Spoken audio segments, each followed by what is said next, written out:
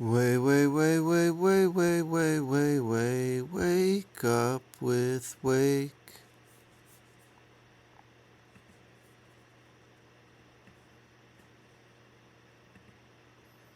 People have to learn how to change their brain waves to get into their autonomic nervous system to begin to reprogram. The latest research in neuroplasticity tells us we're not hardwired to be a certain way for the rest of our lives. The latest research in epigenetics says we're not doomed by our genes, that in fact we're marvels of adaptability and change. So as a person started to contemplate and think about, who do I want to be when I open my eyes? What would it be like to be happy? What would it be like to live a new life? The frontal lobe is looking out into the landscape of the entire brain because it has connections to the entire neocortex, and it's got to resolve the problem. So it starts calling up different networks of neurons that are relevant to the question based on the knowledge the person learns or the experiences that they had, and it begins to seamlessly piece together this new understanding, and that's called intention. And so if you're reading a book about how to become more happy, or if you're reading a book on how to be a leader in your life, or you're studying the process, every time you learn something new, you add new connections to your brain. So now you have raw materials for you to imagine even more. The act of mentally rehearsing begins to install the neurological hardware in your brain to look like it's already happened.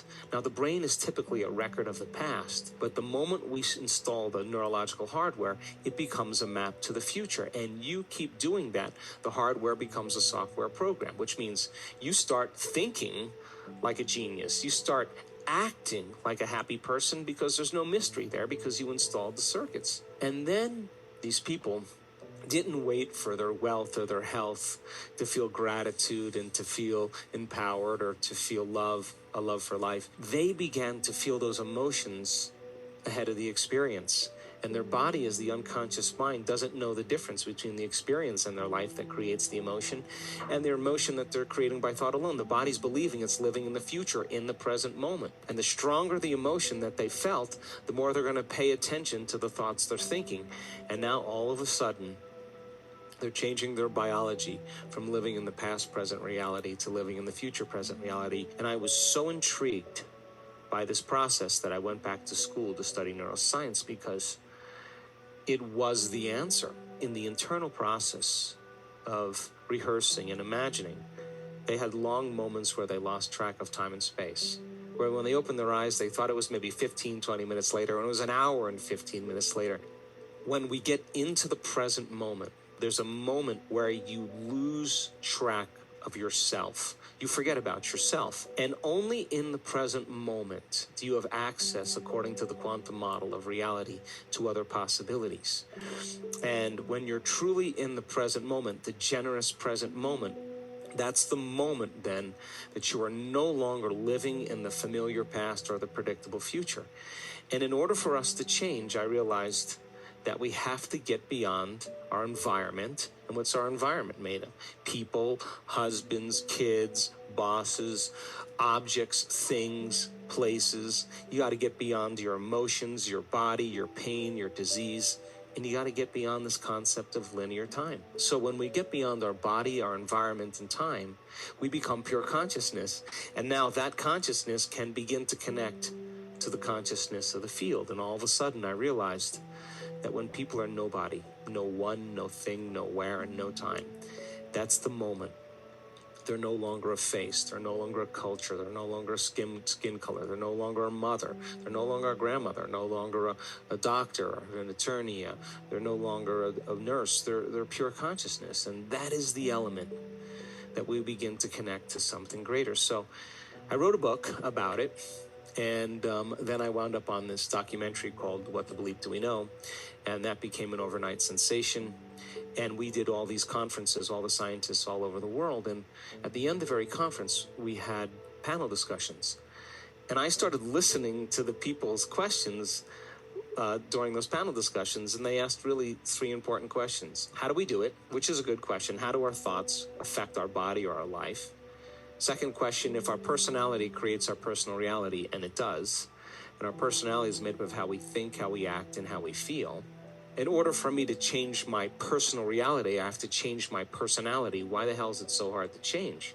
And I thought that was a really good question. And the third thing was, what do you do? So I started teaching these Friday night, all day Saturday events and giving people the understanding of brain science and brain waves and the quantum model, and showing them pictures of neurons connecting and disconnecting, what neural nets are and how the brain works and what focus concentration looks like, and begin to create something where people could really begin to practice at home. And basically I said, okay, well, if these are the 4 principles that these people used in my first book to heal based on my investigation, it should work for sick people or normal people. The process is exactly the same. We got to unlearn and relearn. We got to break the habit of the old self, reinvent a new self. We got to unfire and unwire and refire and rewire. We have to prune synaptic connections and sprout new connections. Unmemorize emotions stored in the body, and then we have to recondition the body to a new mind and to a new emotion, to stop signaling the same genes in the same way and begin to signal new genes in new ways, to pull our attention and our energy out of the familiar past and begin to invest our attention and energy into a new future, to go from the known to the unknown. The model was built, and we started doing these workshops all over the world, from Australia to Mexico to Colombia to Canada to the United States to South Africa to all over Europe. We were teaching these events, and to be honest with you, the first year I didn't see many changes. We saw some people be happier, a greater sense of well-being, but no real breakthroughs. But at the end of these introductory level courses, people would ask, can you teach another level? So then I taught a level 2, and then at the end of that, they said, can you teach another level? Then we taught a level 3, and then they said, can you teach another level? And I said, I don't know anything else. But right around that point, I started having some really profound mystical experiences. Those mystical moments were so profound that I couldn't go back to be Joe Dispenza again. And all of a sudden, I realized that every time I had one of those mystical moments, the first thing that I came to when I came back to who I was I have this all wrong. Like some layer of conditioning, how we're so unconscious to how we view the world. Some layer, some veil was lifted. And then all of a sudden, I got very passionate about the mystical, and so we started teaching a level 3.5. And then right around this time, all of a sudden, people started sending the emails in. My God, I was diagnosed with this condition. I was trying to get this job, and I changed my energy, and I changed this, and I started doing the work, and my body's healthy. Here's the blood tests, here's the scans. And all of a sudden, we started seeing that it started to catch on. And so I wrote my second book called Breaking the Habit of Being Yourself. It was a great success, and there was a great meditation in there and a how-to.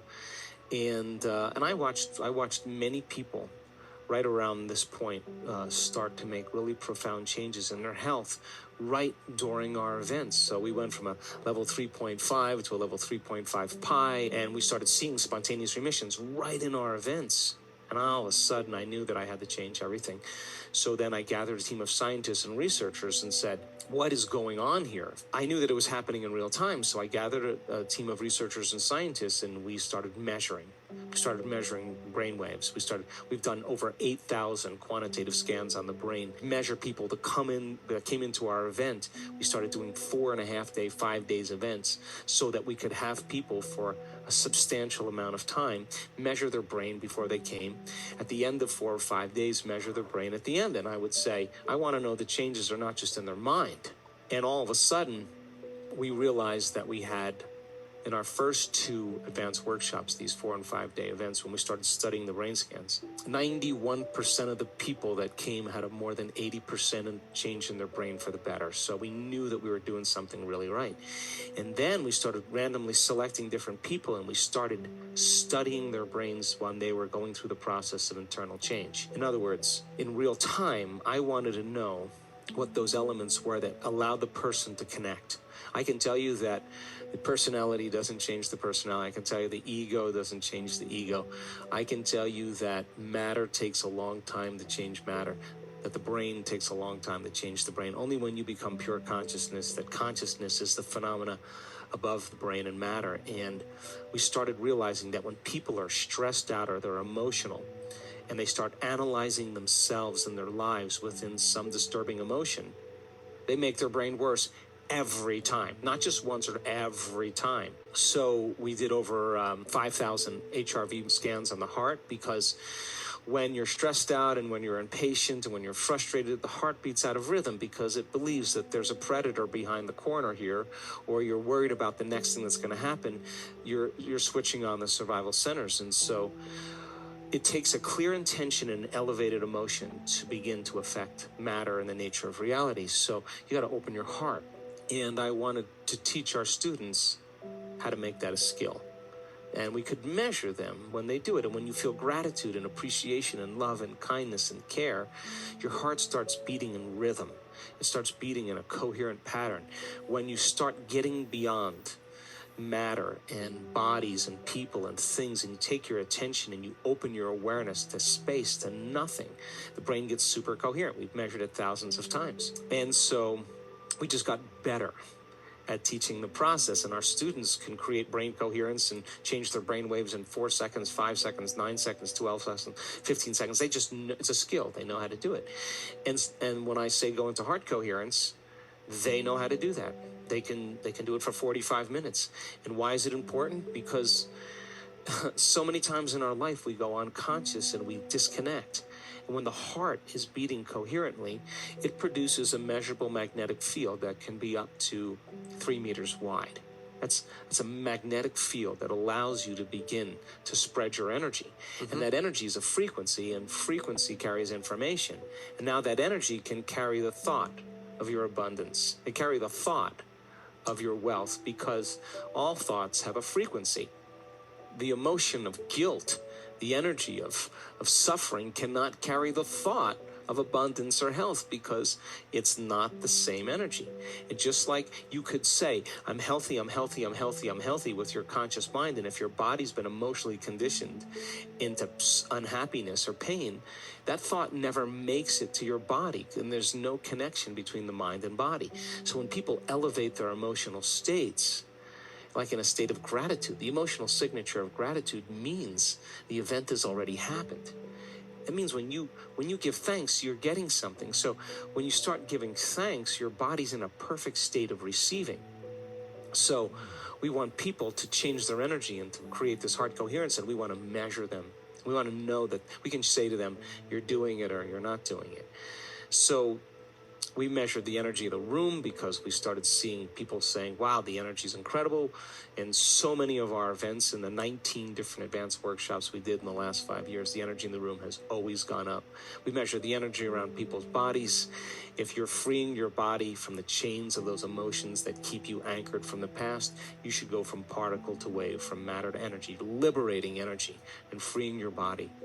So we measure the energy centers of the body, because we teach our students that each one of these energy centers are centers of information. They have their own frequency, they have their own intent, they have their own consciousness, they have their own glands, their own hormones, their own chemicals, their own individual little brains, and they're under the control of the autonomic nervous system. So people have to learn how to change their brain waves to get into their autonomic nervous system to begin to reprogram these different energy centers. And I thought, well, people are healing, but let's find the instruments to show us that those changes are actually scientifically based. So we found an instrument in Russia, and we measured thousands of people's energy.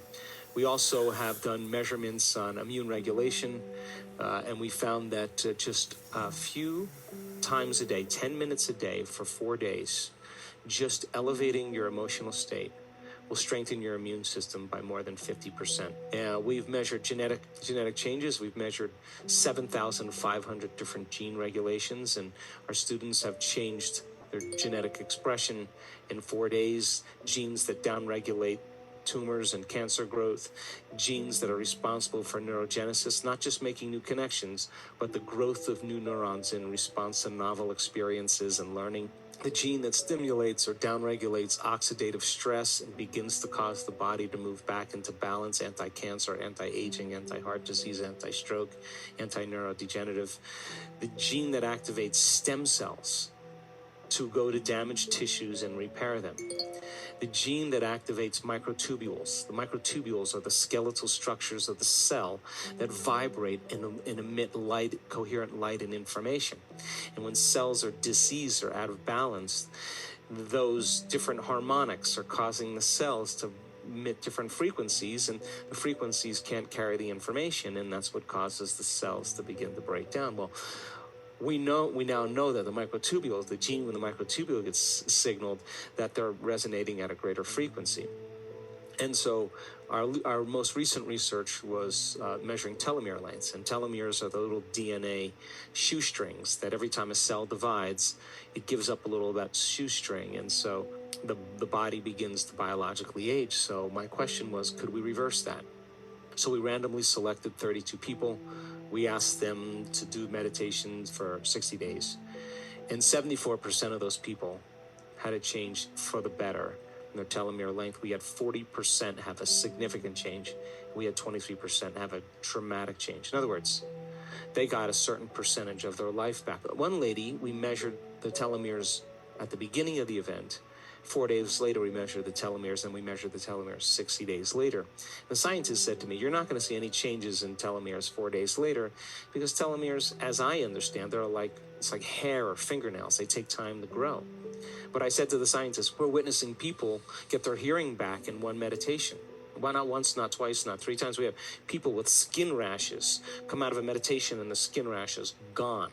They're getting a biological upgrade. So I said, well, if it's happening in no time, it's not a Newtonian phenomenon. It's not matter changing matter. Like, we're talking about energy changing matter, which is a quantum phenomenon. I said, if that's happening, is it possible that their telomeres could lengthen in a very short amount of time? And he paused for a long time, and then he said, I think it is possible. I said, well, I'm willing to spend the money to see if it's true. And we had one lady lengthen her telomeres in 4 days, which is really, really significant. So anyway, I gathered all this data, and I wrote a book called You Are the Placebo, Making Your Mind Matter. And I had thought, well, hell, if you understand the science of the placebo, giving someone a sugar pill or a saline injection or performing some false surgery or procedure, a certain percentage of those people will accept, believe, and surrender to the thought that they're getting the real substance or treatment, and they begin to program their autonomic nervous system to make the exact pharmacy of chemicals equal to the substance they think they're taking. Now, that's not light dinner conversation. That means then that pill, which is an inert substance, is a symbol that represents a possibility in the quantum field.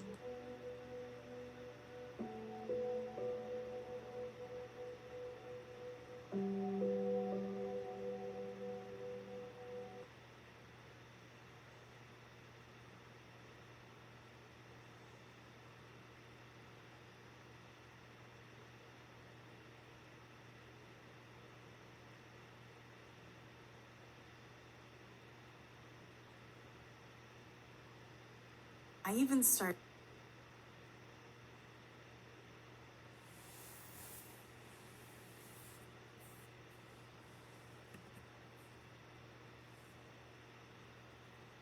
Attention retirees, if you're willing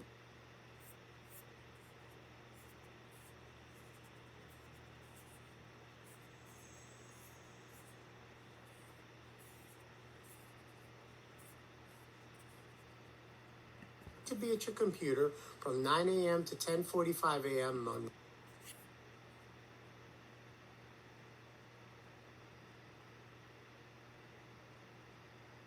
We've seen blind people seeing, deaf people hearing, not once, not twice.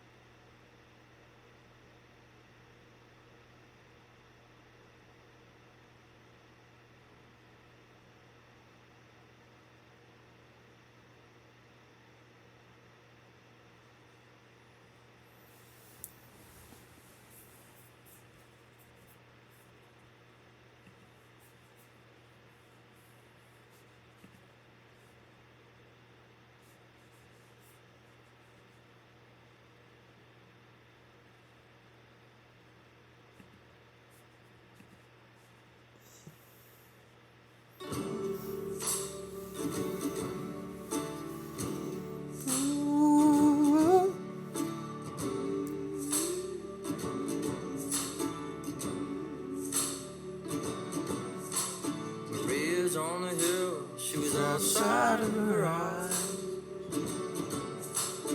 $5 wine has a blanket inside.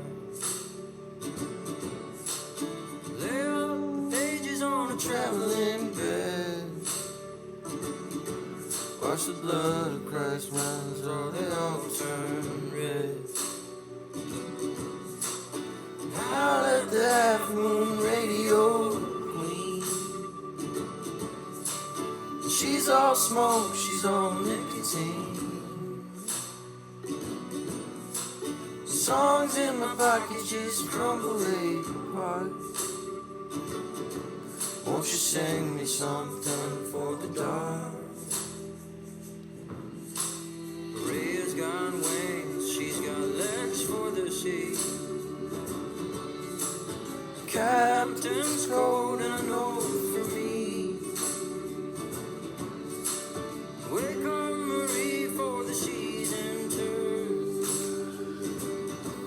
Set your dash for the coast, watch the stained grays burn. And howl at the half-moon radio queen. She's all smoke, she's all nicotine. Songs in my pocket just crumbling. Won't you sing me something for the dawn, dawn, dawn?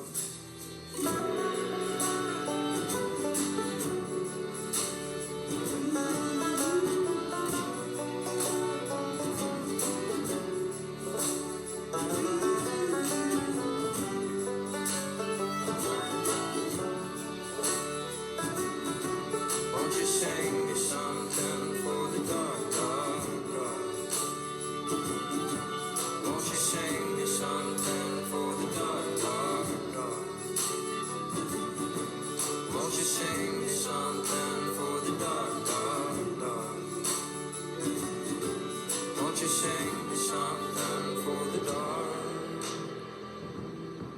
Won't you sing me something for the dark, dark, dark?